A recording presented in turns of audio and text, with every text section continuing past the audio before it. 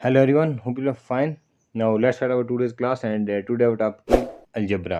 तो आज हम लोगों ने अलजेब्रा के बारे में पढ़ना। देखो अलजेब्रा क्या होता है कि इसमें हम जितने भी फार्मूलाज हैं ए प्लस बी का होल स्क्वायर ए माइनस बी का होल स्क्वायर और पॉलिनोमियल्स के बारे में डिस्कस करना है। फिर हमने एक फैक्टर थ्योरम पढ़नी है, रिमाइंडर थ्योरम पढ़नी है एंड देन अलग अलग हमने ऑपरेशंस पढ़ने हैं जो अलजेब्रा के साथ मल्टीप्लिकेशन में या एडिशन डिवीज़न में होते हैं। देन हमने इसमें जो है लीनियर इक्वेशन के बारे में वो थोड़ा थोड़ा सा देखना है।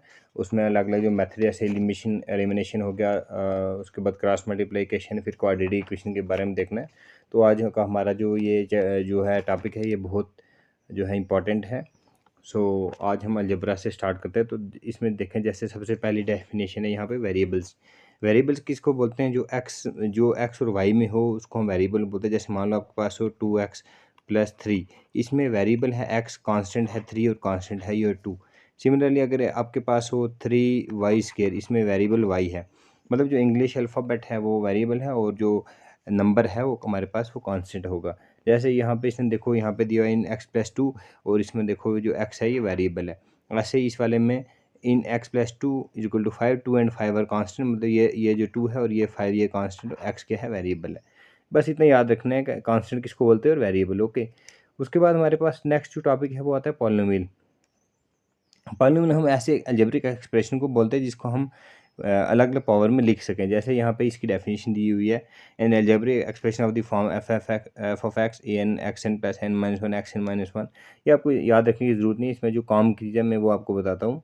इसमें जैसे हो गया ये देखिए आप लाइक टर्म्स कौन सी होगी कि जिनकी जो है जो कोफिशेंट की वैल्यू सेम हो, मतलब उसकी जो पावर, जैसे यहाँ पे देखिए आप इन 2x² और इस वाली इक्वेशन में जो है 2x² और 3x² जो है ये लाइक टर्म्स है। इतना इसमें याद रखना। और अनलाइक टर्म्स इसमें यहाँ पे देखिए 12 और 5 15x, मतलब इसमें x की पावर 2 है, यहाँ पे x नहीं है। ओके, नेक्स्ट कोफिशेंट मैंने आपको बता दिया कि जैसे मान लो आपके पास एक नंबर है जैसे 3x², यहाँ पे x² का कोफिशेंट 3 होगा। अगर आपके पास है 5x का कोफिशेंट होगा 5, मतलब जो वेरिएबल का के साथ जो कांस्टेंट होता है वो उसका कोफिशेंट होता है। इधर x² के साथ 3 है तो 3 इसका हो गया क्या? कोफिशेंट। ठीक है, अब आगे हमने देखना है ऑन द बेसिस ऑफ जो है नंबर सिस्टम में पॉलिनोमियल कितने टाइप्स की होती हैं। सबसे पहले है मोनोमियल, फिर है बाइनोमियल एंड देन ट्राइनोमियल। अब देखो मोनोमियल क्या होगा? जिसमें एक टर्म हो। जैसे मैं आपको बताऊं, जैसे कि आपके पास है फॉर एग्जांपल, जैसे मैं आपको बताऊं आपके पास है एक नंबर है 2x, फिर एक है 2x² + 3, एक है 2x² + 3x + 5। अब देखें इसमें जो है एक ही टर्म है, इसको मोनोमियल बोलेंगे। ठीक है, अब इसको लीनियर भी बोलेंगे क्योंकि x की पावर यहाँ पे 1 है। ठीक है, ऐसे ही यहाँ पे 2x+3 इसमें दो टर्म्स है, इसको हम बोलेंगे हम बाइनोमियल। ओके, और इसको क्वाड्रेटिक भी बोलेंगे क्योंकि इसमें x की पावर 2 है। ऐसे ही इसमें x की पावर भी 2 है, इसको क्वाड्रेटिक बोलेंगे, लेकिन इसको पॉलिनोमियल बोलेंगे, ट्राइनोमियल बोलेंगे क्योंकि इसकी पावर जो है, क्योंकि इसमें जो टर्म्स हैं वो एडिशन का ऑपरेशन हमने लगा के 3 टर्म लिखी हैं, मतलब मोर देन 2 है। ऐसे ही यहाँ पे देखिए आप मोनोमियल वो हो गया कि जिसमें एक ही टर्म हो। जैसे ये देखें आप बाइनोमियल में जिसमें क्या हो, an algebraic expression having two terms, जिसमें दो टर्म है, इसमें देखो दो ही टर्म है। और जिसमें ट्राइनोमियल जिसमें 3 होगी। ठीक है, अब इसमें और कोई चीज़ आपको बताने के लिए नहीं है। अब हम नेक्स्ट देखेंगे। नेक्स्ट हमारे pass on the basis of degree of variable. अब डिग्री का मैंने आपको बता दिया। ये जैसे देखें आप लोग यहाँ पे कांस्टेंट, क्योंकि यहाँ पे एक्स की टर्म कोई नहीं है। इस वाले में देखें इसमें यहाँ पे 3 है 7 है, इसमें एक्स की कोई टर्म नहीं है। अब लीनियर पॉलिनोमियल देखें, लीनियर में क्या है कि एक्स की पावर 1 है, यहाँ पे भी एक्स की पावर 1, यहाँ पे वाई की पावर 1, ये हो गया लीनियर। अब ये हो गया क्वाड्रेटिक में एक्स की पावर 2 होती है, मैंने आपको जैसे पहले बता दिया। क्यूबिक में एक्स की पावर 3 होती है। बाकी इसमें कोई चीज़ आपको बताने के काबिल नहीं है। बाकी हम नेक्स्ट देखेंगे रिमाइंडर थ्योरम। अब रिमाइंडर थ्योरम क्या कहते हैं कि let f of x be any polynomial of degree greater than or equal to 1 and a be any real number, now f x divided by x minus से। Simply मतलब इसने कहा कि अगर जो भी इसका फैक्टर हो, जैसे यहाँ पे देखें आप लोग, ये है x-2। अगर x-2 इज इक्वल टू हम 0 करेंगे तो x हमारे पास आएगा 2। तो मतलब x की वैल्यू जब 2 डालोगे तो ये आंसर आना चाहिए, मतलब इक्वेशन को सेटिस्फाई करनी चाहिए। ये हो गया रिमाइंडर थ्योरम। जैसे यहाँ पे इसने ये एक एग्जांपल दी है, ये देखिए आप f(2) निकाला और ये 7 आया। तो ये इसका मतलब जो है 7 इसका क्या है, रूट है सिंपली। ऐसे एक फैक्टर थ्योरम है, फैक्टर थ्योरम भी इसमें एक ये सिंपल ऐसे ही वैल्यू डालने जैसे हमने रिमाइंडर थ्योरम में पढ़ा था, ऐसे आपकी फैक्टर थ्योरम भी है, ठीक है। बाकी एग्जांपल्स इसके हम लास्ट टाइम करेंगे, पहले मैं आपको थ्योरी इसकी कंप्लीट करवा लूँ और उसके बाद देखें आप लोग इसमें है ये एग्जांपल्स हैं, ये हम एग्जांपल्स डिस्कस करेंगे। उसके बाद है ऑपरेशन ऑन अलजेब्रिक एक्सप्रेशन। इसमें देखो कौन कौन सा ऑपरेशन है, पहले एडिशन है, उसके बाद है अलग अलग, ये जैसे देखें आप एडिशन के बाद जो है सब्ट्रैक्शन है। इसमें एडिशन सब्ट्रैक्शन में क्या करना है, जैसे मान लो यहाँ पे आपके पास कुछ टर्में हैं, एक है x+3, दूसरी है x² + 4। तो इसको जब एडिशन करेंगे तो लायक टर्म्स को इकट्ठे करो, x² + x + 4 3 7 हो जाएगा। बस ऐसे ही लायक टर्म सब्ट्रैक्शन भी ऐसे माइनस करना हमने, और इसमें कोई नई चीज़ तो है नहीं बताने के काबिल। अब नेक्स्ट है हमारे पास मल्टीप्लिकेशन ऑफ जो है एक्सप्रेशंस। अब मल्टीप्लिकेशंस को हमने जो है कैसे सॉल्व करना है, इसमें होता है जब बेसिस सेम हो तो पावर्स को ऐड कर देते हैं। जैसे आपके पास हो x² × x³, तो इसमें बेस x है, बेस सेम है तो पावर को ऐड करेंगे 2 + 3, तो x की पावर हो जाएगी 5, ठीक है। इतना इसमें बताना है, बाकी इसमें कोई जो है और इम्पॉर्टेंट चीज़ नहीं। डिवीजन में सिंपल उसको माइनस कर देना। जैसे मान लो आपके पास हो x की पावर 5 और डिवाइडेड बाई x की पावर 2, तो इसको लिखेंगे x की पावर 5 अपॉन x की पावर 2। तो ये जब पावर ऊपर आएगी तो ये माइनस हो जाएगी, तो x की पावर 5 में से 2 बाकी 3x³। मतलब डिवीजन में हम पावर को क्या करते हैं, माइनस करते हैं, और मल्टीप्लिकेशन में हम पावर को ऐड करते हैं, ठीक है। अब हमारे पास है अलजेब्रिक आइडेंटिटीज़। ये बहुत इंपॉर्टेंट है, आप लोगों ने याद रखनी है। सबसे पहले आपके पास जैसे हो गया a+b का होल स्क्वायर, ये आपने फार्मूला याद रखना है। a²+b² ऐसे ही a² - b² होता है a+b × a−b, फिर a+b का होल स्क्वायर हो गया a² + b² + 2ab। फिर ये जितने भी फार्मूले आप इसका एक स्क्रीनशॉट ले लें, ये बहुत इंपॉर्टेंट है। उसके बाद हम नेक्स्ट देखते हैं, ये जो है इसमें अलजेब्रिक आइडेंटिटीज में फ़िलहाल के लिए आपके पास ये फार्मूले जो है ये इंपॉर्टेंट है, ओके। बाकी इसमें HCF एलसीएम का कंसेप्ट मैंने आपको पढ़ा दिया। अब हमने लीनियर इक्वेशन पे चलना है। लीनियर इक्वेशन क्या, ऐसी इक्वेशन जिसमें डिग्री क्या हो, 1 हो वेरिएबल की। जैसे आपके पास हो 2x + 3, फिर हो 3x + 7, फिर हो 9x + 11। ये सारी लीनियर इक्वेशन है क्योंकि इसमें सब में x की पावर 1 है, ठीक है। अब सिमिलरली अगर आपको ये कहा जाए कि इसमें एक है x² + 2 + 3 + 2 है जैसे = 0, एक है x + 2 = 0। अब ये इसमें x की पावर 1 है, इसको हम लीनियर बोलेंगे, और इसमें x की पावर 2 है, इसको हम क्वाड्रेटिक बोलेंगे, ठीक है। इतना आपने याद रखना है इसमें, इसको हम क्वाड्रेटिक बोलेंगे, क्वाड्रेटिक इक्वेशन। अब ऐसे ही इनके कुछ अलग अलग क्या हैं, इसको सॉल्व करने के कुछ मेथड्स हैं। वो अलग अलग मेथड्स हैं, उसमें मैं आपको एक सिंपली जो है हम देखेंगे। सबसे पहले हमने एलिमिनेशन मेथड देखना है। एलिमिनेशन मेथड में क्या करना होता है कि वेरिएबल कोई सा भी एक ले लो, उसके साथ जो कॉफिशिएंट है उसको सेम करो, उसको सेम करके हम उस इक्वेशन का जो है निकाल लेते हैं, उसका एक्स या वाई जो भी वेरिएबल है उसकी वैल्यू फाइंड करें। जैसे मान लो आपके पास है 2x + 3y = 0, एक है x + y = 0। अब देखें इसमें इस x को हम 2 बना सकते हैं। इसका मतलब पूरी इक्वेशन को 2 से मल्टीप्लाई करो ताकि ये और ये वेरिएबल का जो इसका कोफिशिएंट x का ये सेम हो जाए। इसको 2 से मल्टीप्लाई करोगे 2x + 2y = 200 होगा। अब इसको लगाओ माइनस, ये कैंसिल हो जाएगा, 3 में से 2 बाकी y = 0। अब y की वैल्यू इसमें डालोगे 2x + 3y = 0, तो इधर हमारे पास 2x + 0, क्योंकि y की वैल्यू 0 है, 0 × 3 0 हो जाएगा, तो 2x = 0। तो सिमिलरली x = 0/2, इट मीन्स 0। ये हो गया आपके पास कौन सा, एलिमिनेशन मेथड।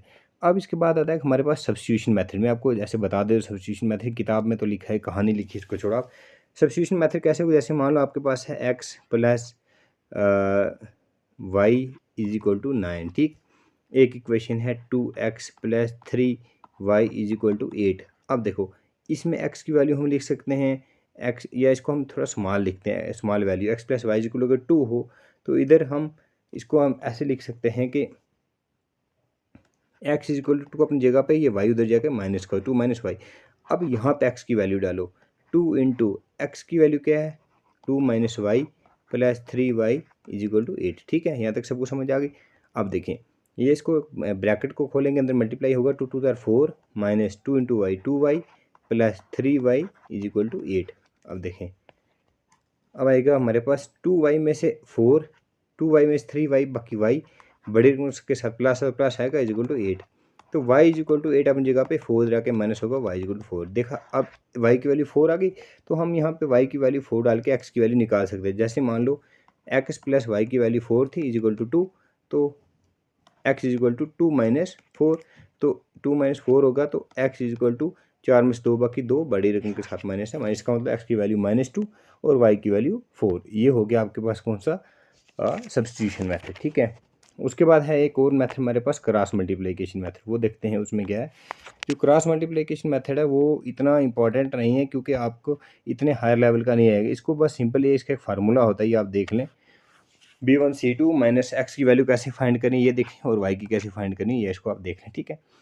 बाकी हम चलते हैं लीनियर इक्वेशन। इसका मैं आपको ट्रिक पढ़ाऊंगा, वो बहुत इंपॉर्टेंट, आपने याद रखना, और इसी से जो क्वेश्चन है वो पेपर में उसके आने के चांसेस हैं, ठीक है। ये देखें, जैसे आपके पास दो इक्वेशंस हैं, अगर उनके रूट अगर इक्वल हों तो उसमें क्या, जैसे a1 upon a2 is equal b1 upon b2 is not equal to c1 upon c2 है, then the linear equation are constant and have no solution. जैसे कि मान लो इसका हम PIN, पिन, इसका याद रखना। पिन का मतलब क्या हो गया कि ये लीनियर इक्वेशन क्या है, इनकॉन्स्टेंट है, नो सॉल्यूशन, और ऐसे जब होता है उसको हम पैरेलल बोलते हैं, ठीक है। पिन के बाद दूसरे का आप याद रखो, इसका कोड वर्ड ICU, इसका मतलब क्या हो गया, ये पैरेलल लाइंस, ये इंटरसेक्टिंग लाइन होती हैं। तो इसमें क्या होता है, ये कंसिस्टेंट होता है, और इसका ये एक यूनिक सॉल्यूशन होता है, ठीक है। ऊपर वाले में क्या है कि ये पैरेलल है और इसमें इनकॉन्सिस्टेंट है और इसका नो सॉल्यूशन है, ठीक है, ये याद रखना। पिन ICU और OCI, इसका आप सिंपल याद रखो OCI। ओ से हो गया ओवरलैपिंग, सी से हो गया कॉन्सिस्टेंट, एंड आई से हो गया इनफाइनाइट नंबर ऑफ सॉल्यूशन। बस इतना याद रखना है, बाकी ये हम जब एग्जांपल्स करेंगे इससे आपकी और क्लैरिफिकेशन हो जाएगी। अब हम चलते हैं किस पे, क्वाड्रेटिक इक्वेशंस पे। क्वाड्रेटिक इक्वेशन में हमने क्या होता है, रूट फाइंड करने होते हैं। जैसे मान लो आपके पास एक इक्वेशन है x² plus 5x plus 6 is equal to 0, ठीक है। इसके हम कैसे रूट फाइंड करते हैं, इसको हम मिडिल टर्म को स्प्लिट करो, ताकि उस नंबर, दो नंबर ढूंढो जिसको मल्टीप्लाई करें 6 है और प्लस या माइनस करें 5 है। उसमें हमारे पास क्या है, 3x है और 2x है, ठीक है, प्लस 6 इज इक्वल टू 0। अब इसमें हम इन दोनों में x कॉमन ले सकते हैं, x प्लस 3 आ जाएगा, और इसमें 2 कॉमन लेंगे तो x प्लस 3 आ जाएगा, ठीक है, इज इक्वल टू 0। अब इन सब में कॉमन x प्लस 3 है, तो बाकी हमारे पास क्या बचेगा, x plus 2 is equal to 0। अब इसमें इधर x plus 3 is equal to 0 करेंगे तो x माइनस 3 होएगा, x इज इक्वल टू -2 आएगा, ठीक है। तो मतलब ये दोनों इसके रूट आ गए। ये हमारा कौन सा एक मेथड हुआ, इसको हम बोलते हैं फैक्टराइजेशन मेथड, या इसको हम बोलते हैं स्प्लिटिंग द मिडिल टर्म। ऐसे ही आपके पास एक और मेथड है, तो उसको बोलते हैं डिस्क्रिमिनेशन मेथड। वो क्या होता है, जैसे मान लो इसी एग्जांपल को हम सॉल्व करते हैं, जैसे x² प्लस 5x प्लस 6 को अगर हम सॉल्व करें, ठीक है, जैसे x² प्लस 5x प्लस 6, देखना आप, अब इसमें a क्या होता है 1, क्योंकि इसके कोफिशिएंट 1 है, b कितना होता है 5, क्योंकि x का कोफिशिएंट 5, c की कांस्टेंट कितना है 6, ठीक है। अब इसमें एक फार्मूला होता है d is equal to b² minus 4ac, d बोलते हैं डिस्क्रिमिनेशन को। अब b कितना है 5, 5 का स्क्वायर कितना है 25 माइनस 4ac, a1 c6 मतलब 6 आएगा, तो 25 माइनस 6 4 24, तो d कितना है 1, ठीक है। अब इसमें हम रूट निकालेंगे। अब देखो x क्या होता है -b plus minus under root d upon 2a। अब देखो b कितना था माइनस ऑफ, हमने b कितना निकाला इसमें, b कितना था 5 minus 5 minus of 5 plus minus under root d कितना था 1 था अपॉन 2a, कितना था a आई थिंक 1 था, ठीक है 1। अब देखें आप, अब हम एक बार लिखेंगे -5 प्लस 1 अपॉन 1, दूसरी बार लिखेंगे -5 माइनस 1 अपॉन 2a, सॉरी ये कितना था 1, तो 2 1 से 2, मतलब यहाँ पे 2 आएगा 2, और यहाँ पे भी 2 और यहाँ पे भी 2। अब ध्यान से देखें, -1 प्लस -5 प्लस 1 आएगा -4/2, और दूसरा रूट आएगा -5 माइनस 1 -6/2, ठीक है। अब 2 1 ज़ा 2 2 ज़ा 4, -2 एक आया रूट, 2 3 ज़ा 6, तो -3 आया दूसरा रूट, ठीक। ऐसे ही निकलते हैं हम कौन सा, डिस्क्रिमिनेशन मेथड। अब ये देखें, ये -3 -2 आंसर, ये -3 -2 आंसर, ये देखें, ये हमने निकाला किससे, फैक्टराइजेशन से, और ये वाला हमने निकाला डिस्क्रिमिनेशन से। बस इतना इसमें याद रखना, ओके। और ये जो किताब में लिखा हुआ है बुक में, ये ऐसे कहानियाँ लिखी हैं, आप इसको भी देख सकते हो। तो लेकिन इसमें और कोई समझाने वाली चीज़ नहीं है। तो हाँ, इसके बाद एक और है कि अगर जो डिस्क्रिमिनेंट है आपका वो अगर ग्रेटर देन ज़ीरो आया, ठीक है, एक बार डिस्क्रिमिनेंट जो है वो लेस देन अगर ज़ीरो आया या discriminant is equal to zero, तब क्या होता है देखो। अगर डिस्क्रिमिनेंट ग्रेटर देन ज़ीरो, अगर डिस्क्रिमिनेंट आपके पास 1 2 कुछ भी आया, ठीक है, तो तब क्या होगा, जब डिस्क्रिमिनेंट ग्रेटर देन ज़ीरो तब रूट्स क्या होंगे, रूट्स होंगे रियल और अनइक्वल, ये याद रखना, ठीक है। रूट्स होंगे आपके पास रियल एंड अनइक्वल, ठीक है। जब डिस्क्रिमिनेंट क्या होगा, ग्रेटर देन ज़ीरो होगा। जब डिस्क्रिमिनेंट लेस देन ज़ीरो होगा, तो जैसे मान लो लेस देन ज़ीरो क्या होता है आपके पास, जैसे -1 आया, -2 आया, कुछ भी, तो तब जो रूट होंगे वो क्या होंगे, डिस्क्रिमिनेंट जब लेस देन ज़ीरो तब रूट होंगे अनइक्वल एंड इमेजिनरी। आपने याद रखें रूट्स क्या होंगे, इमेजिनरी एंड अनइक्वल, ठीक है। जब डिस्क्रिमिनेंट ज़ीरो है देन जो रूट्स होंगे वो इक्वल रूट्स होंगे, क्या होंगे, इक्वल रूट्स, ठीक है। बस इतना आपने याद रखना है। So I think it must be clear to all of you, and if you have any doubt then you can consult with me. So thanks a lot, and do like, share and subscribe the channel for more latest updates, latest video. Thanks a lot.